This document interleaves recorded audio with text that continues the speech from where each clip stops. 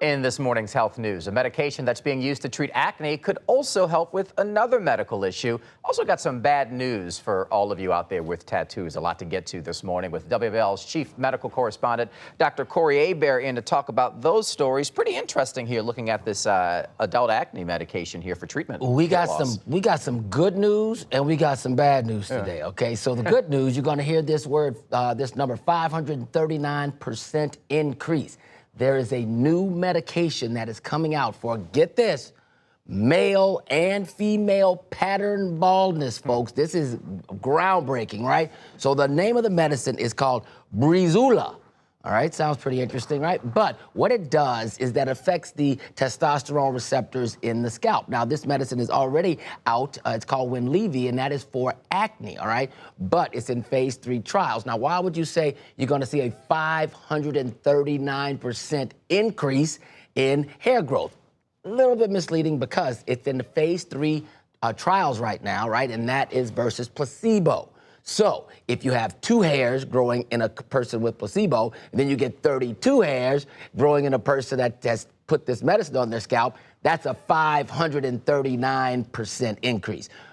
2 to 3 to 32, that's really good though. So we're gonna kind of watch this one, but I'm excited. I don't know about you, but oh, well, I mean, you do know about me. Mine left me at 18 years old, but I just figured, I'll just do all right with it. But you have a nice shape. Well, it decided to, leave me here and join me down here. It happened. If you can't beat them, join. There you go. It happens. happens. Also, this interesting information about tattoos. Yes. Now, this is from the land of we told you so. Now, don't get me wrong. I have a tattoo. It's actually very small. It's my fraternity tattoo. I got it in 1988, all right? But now we know better. Okay, so there are 2 new studies out there.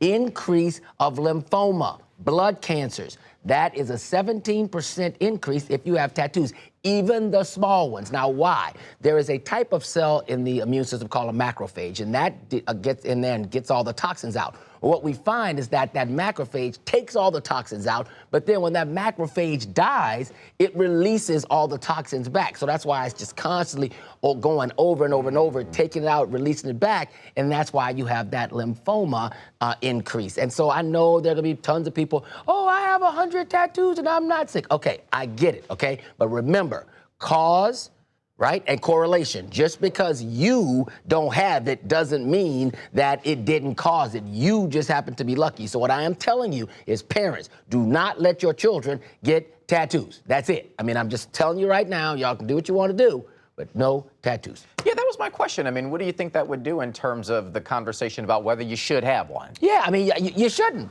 I mean, think about it. People don't want vaccines because they're like, oh, it's poison, but it's regulated by the FDA. But you're going to take non-FDA'd chemicals and inject them under the skin all over your body, but you can do that. I had a patient the other day that was like, I don't want any vaccines. I'm like, dude, you have 27 tattoos, but you don't want a vaccine? Man, come on.